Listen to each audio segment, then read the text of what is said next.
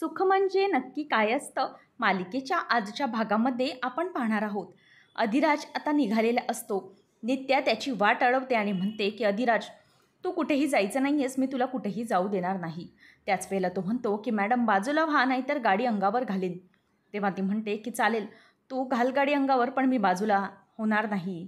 त्यावेळेला आता नित्या तिथेच उभी असते आणि अधिराजच्या पुढे येण्याचा प्रयत्न करतो आणि तो पटकन गाडी थांबवतो. नित्या म्हणते की गाडी का थांबवली आहेस? जायचं आहे ना तुला, जा मग मला उडवून. माझ्या अंगावरून गाडी घालून घेऊन जा ना, तुला काय फरक पडणार आहे? तेव्हा आता अधिराज म्हणतो की हे बघा, आणखी एका संकटामध्ये नाही फसायचं आहे मला. तुम्ही शिस्तीत बाजूला व्हा. आणि मॅडम, तुम्ही एक गोष्ट डोसक्यामध्ये फिट करून ठेवा की तुमची आणि माझे मार्ग वेगळे आहेत. आपल्या दोघांचा मार्ग हा कधीही एकत्र होऊ शकत नाही. हे आता तुमच्या डोक्यामध्ये तुम्ही फिट करून ठेवा. काही झालं तरीही आपण एकमेकांसोबत असूच शकणार नाही. त्याच वेळेला मग आता इथे नित्या म्हणते, प्लीज अधिराज, पुढे जाऊ नकोस. मला कळतं आहे की तिथे पुढे खूप काहीतरी वाईट आहे. तेव्हा अधिराज तिच्या हाताला धरतो आणि त्यानंतर तिला गाडीत बसवतो आणि तो आता पुन्हा गाडीमधून निघून जातो. तेव्हा नित्या म्हणते की अधिराज, का गेलायस तू? आणि ती ओरडते. त्यानंतर माही ही तिच्या जुन्या विहिरीजवळ, शिर्के पाटीलांच्या विहिरीजवळ आलेली असते. तिथे उभी राहून रडत म्हणते की हे सगळं काय व्हायलंय का देवी आई? ही माझी विहीर, यातल्या एक पाण्याने आम्ही आमचं तहान भागवली होती आणि आता ही विहीर अशी एकटी पडली आहे, ओसाड पडली. तो तिकडं शिर्के पाटलांचा वाडा, तोही तसा एकटाच. हे सगळं काय होतं आहे माझ्या आयुष्यात? आणि गेले 25 वर्ष मी कसे बसे काढले. एक एक एक एक क्षण कसा तरी गेला. 25 वर्ष सरली, पण आता पुढं काय? पुढं काय करू काय मी? असं म्हणून ती तिचं गाठोडं जवळ घेऊन रडत असते आणि त्या विहिरीकडे बघत असते आणि म्हणते, यात विहिरीजवळ आमच्या किती आठवणी आहेत आणि तीच विहीर आज अशी ओसाड पडली आहे. असं म्हणून तिला आता वाईट वाटू लागतं आणि ती रडत असते. त्याच वेळेला तिला त्रास देखील व्हायला लागतो. आता ती चालत चालत विहिरीतलं पाणी बाहेर काढण्याचा प्रयत्न करू लागते, पण मात्र तिला त्रास होतो आणि तिथल्या तिथं ती चक्कर येऊन पडायला लागते. देवी आई, मला शक्ती दे, असं म्हणत असते. त्यानंतर शालिनी ही तयार होते आणि स्वतःला आरशात बघत म्हणते की फायनली शालिनी, तुला जे हवं आहे ते तू केलंसच आणि आज नियतीशी तू खेळत आहेस. खरं तर तू हे सगळं केलंस हे फक्त तुझ्यासाठी आणि पुढे आता हेही तुझ्यासाठीच करणार आहेस तू. आत्तापर्यंत मी नियतीला चकवा दिला. चकवा देऊन शिर्के पाटील खानदान संपवून मी इथपर्यंत आले. अमेरिकेलाही सगळ्यांना, पोलिसांना चकवून इकडे आले मी. कोणाच्याही हाती लागणार नाही मी. नियतीलाही हरवलं आहे मी. असं म्हणून ती पुढे चाललेली असते. मागून वहिनी, शालिनी वहिनी असा आवाज येतो म्हणून ती मागे बघते, तर तिथे गौरी असते. गौरी म्हणते की वहिनी, तुम्ही कोणाकोणाला चकवा द्याल? तुमच्या नियतीला चकवा द्याल, पण माझं काय? मला कसं तुम्ही चकवा द्याल? ही तिला पाहिल्यावरती शालिनीला आता त्रास व्हायला लागतो. कारण आता शालिनीला गौरी म्हणत असते की काही झालं तरी मी तुमचा पिच्छा काही सोडणार नाही. तुमचा कोणीही पिच्छा सोडे दे, पण मी काही तुम्हाला सोडणार नाही. त्याच वेळेला आता इथे शालिनी म्हणायला लागते की तू इथे कशाला आली आहेस गौरी? निघ इथून. तेव्हा ती म्हणते की कशाला? म्हणजे मी माझा बदला पूर्ण करायला येणारच ना. तुम्ही मला त्रास दिलाय तो मी काही शांतपणे थोडी सहन करणार आहे. त्यावेळेला शालिनी म्हणते की हे गौरी, चल तू बाजूला हो, जा इथून, निघ इथून. मला माहिती आहे तू नाही आहेस, तू फक्त मला घाबरवायला येत आहेस. निघ इथून, जा बाजूला. असं म्हणून ती तिला बाजूला जायला सांगत असते आणि गौरी आता शालिनीच्या त्या गोष्टीवरती हसायला लागते, कारण शालिनी ही अगदी वेड्यासारखीच वागत असते आणि ती खूपच घाबरलेली असते. त्यानंतर नित्या म्हणजेच गौरी म्हणते की शालिनी वहिनी, तुमची अवस्था बघा काय झाली आहे ती.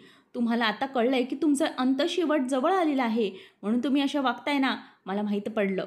तेव्हा मग आता तिकडचा असलेला वास शालिनी घेते आणि तो त्या काचेवर मारते आणि त्याच्यामुळे काच पूर्णपणे फुटून जाते आणि काचेचे तुकडे तुकडे होतात. नंतर माई आता खाली बसते. खाली बसलेली असताना तिला खूपच जास्त त्रास व्हायला लागतो. ती तिथल्या तिथे चक्कर येऊन खाली पडते. त्याच वेळेला आता ती म्हणते की देवी आई, माझं रक्षण कर, मला शक्ती दे. नंतर लवली आणि शेखरदाजी दोघेजणही माईला शोधत असतात. ते पूर्ण आमगाव पालतं घालतात आणि त्यानंतर पुढे येतात. तेव्हा आता दाजी म्हणायला लागतात की ती बघा, ती विहीर आहे ना, तिकडे माई असू शकते. मला तरी वाटतंय की हा आमच्या शिर्के पाटलांची विहीर आहे आणि त्या विहिरीपाशी माई येऊ शकते. तेव्हा मग आता लवली म्हणतो की माई इतक्या लांब कशी येईल? तेव्हा तो म्हणतो की बाबा, ही आमची शिर्के पाटीलांची विहीर होती आणि या विहिरीवरती माई यायच्या जायच्या. त्यांना इथे आठवण आली असणार म्हणून ते इथे आले असतील, असं शेखरदाजी म्हणतात. तेव्हा सोमनाथला अधिराज भेटायला येतो.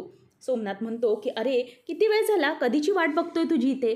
तेव्हा अधिराज म्हणतो की माफ करा साहेब, काय झालं ना, मगाशी ती मांजर एक आडवी आली होती ना, म्हणूनच मला उशीर झाला. बरं मॅडमशी भेटूया ना. तेव्हा सोमनाथ म्हणतो की मॅडमशी कशाला भेटायचं आहे.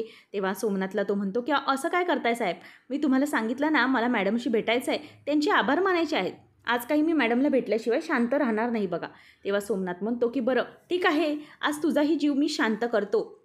कसं ना मॅडम एका कार्यक्रमामध्ये गेलेल्या आहेत, त्या कोणाला कार्यक्रमामध्ये येऊ देत नाहीत, पण आज तुला म्हणून मी घेऊन जातो, तुझ्याही जीवाची शांतता होऊ दे. काय तू पण कधीपासून म्हणत आहेस ना की मॅडमला भेटायचे आहे म्हणूनच मी तुला घेऊन जातो, असं म्हणून आता सोमनाथ त्याला घेऊन जाण्यासाठी तयार झालेला असतो. तेव्हा आता अधिराज म्हणतो किंवा हे मात्र बेस्ट झालं, मला मॅडमला भेटायचं आहे आणि त्यांचे आभार मानायचे आहेत.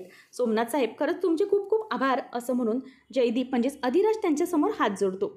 तर इथे शालिनी बसलेली असताना पुन्हा गौरी येते आणि तिच्या खांद्यावर हात ठेवून म्हणते की वैदी काय झालं, तुम्हाला काय वाटलं की तुम्ही हे काच तोडलीत म्हणजे तुमची पापं, पण तुमच्या पापाला कसं तोडाल हो, या काचेला तर तुम्ही तोडून टाकलत, पण या पापांपासून कशी मुक्तता मिळवाल, ती तुमचा काही पिच्छा सोडणार नाही, तुमची पापं तुम्हाला काही सोडणार नाहीत, असं सगळं ती म्हणत असते.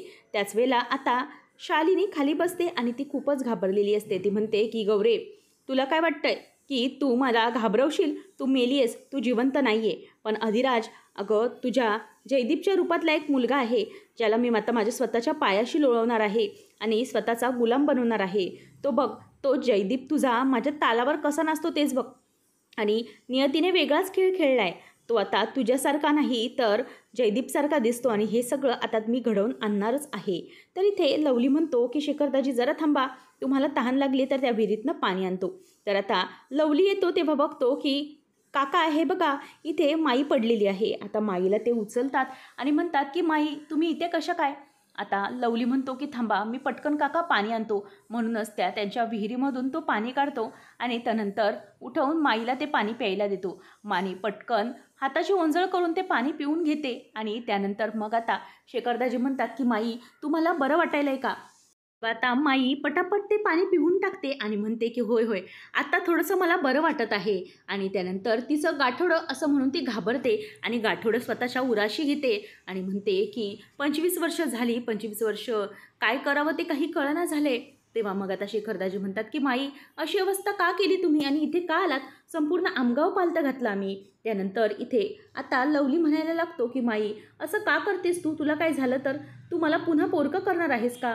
तेव्हा माई म्हणते की नाही रे माझ्या बाळा, मी तुला कधी बी पोरकं करणार नाही. त्यानंतर शालिनी इथे लहान मुलांना पुस्तकांनी वह्या वाटप करत असते आणि प्रत्येक मुलाला त्यांची नावं विचारत असते आणि साळसूतपणाचा आवा आणून त्यांच्याशी अगदी गोडगोडच बोलत असते. हे सगळं ती अधिराजला दाखवत असते. त्याच वेळेला ती म्हणते की तुम्हाला सगळ्यांना पुस्तकं वह्या मिळाल्यात का आणि भरपूर अभ्यास करायचा आहे. तेव्हा ते हो असं म्हणतात. नंतर मुलं विचारतात की मॅडम मला तुमचं नाव विचारायचं आहे. मी म्हणते की मी माझं नाव कोणालाही सांगत नाही. कसं आहे ना, दान कोणी केलं हे कोणालाही कळता कामा नये, एका हाताचे दान दुसऱ्या हाताला कळू नये. त्याच वेळेला इथे आता अधिराजची जी बोटाजवळची जखम असते ती ठसठसायला लागते आणि त्यातून रक्त बाहेर येत असतं. आता तो घाबरायला लागतो आणि त्याला जोखतील त्याचप्रमाणे नित्याची वाक्य आठवायला लागतात की समोर खूप संकट आहे, तू जाऊ नकोस. त्यानंतर त्याला त्रास व्हायला लागतो. तर इथे शालिनी म्हणते की बरं मी माझं नाव सांगते पण तुम्ही नाव पटकन विसरून जायचं. त्याच वेळेला ती म्हणते की माझं नाव आहे शालिनी शिर्के पाटील. आता शालिनी शिर्के पाटील हे नाव ऐकल्यानंतर लगेच पुढे अधिराज घाबरतो आणि त्यानंतर मग आता अधिराज म्हणतो की शालिनी शिर्के पाटील आणि सोमनाथ त्याला पुढे घेऊन जायला चाललेला असतो. तेव्हा मग आता सोमनाथला ती विचारते की हे कोण. तेव्हा तो म्हणतो की मॅडम हा अधिराज जाधव, तुम्ही नाही का त्या दिवशी घरासाठी मदत केली. तेव्हा ती म्हणते की अच्छा हा अधिराज आहे का. तेव्हा मॅडमला तो नमस्कार म्हणतो आणि म्हणतो की मॅडम तुमच्यासाठी ही भेटवस्तू, तुमचे खूप उपकार आहेत आमच्यावर. तेव्हा शालिनी म्हणते की अरे ही भेटवस्तू वगैरे कशासाठी. तेव्हा तो म्हणतो की तुम्ही आमच्यासाठी खूप केलं आहे म्हणून तुम्हाला ही वस्तू. तेव्हा आता शालिनी म्हणते की बरं आता तुझ्याच हाताने उघडून दाखव. आणि त्यानंतर शालिनी ही बाजूला बसते आणि अधिराज हा तिच्यासाठी भेटवस्तू खोलत असतो. तर पुढच्या भागामध्ये अधिराज देवीची मूर्ती ही तिला देत असतो. त्याच वेळेला आता इथे शालिनी घाबरते आणि ती अधिराजला म्हणते की ती मूर्ती ती बाजूला घे, बाजूला कर तिला माझ्यापासून, असं म्हणून ती आता घाबरत असते. अधिराजलाही कळत नसतं की ही मॅडम कशाला घाबरत आहे. त्यानंतर इथे नित्याने साडी गौरीसारखी नेसलेली असते आणि ती म्हणत असते की शालिनी वहिनी तुमचा शेवट आता जवळ आलेला आहे, ही गौरी आता तुमचा शेवट करूनच शांत बसणार असं सगळं ती स्वतःशी म्हणत असते. अशाच मालिकांच्या अपडेटसाठी आजच आपल्या चॅनलला सबस्क्राईब नक्की करा.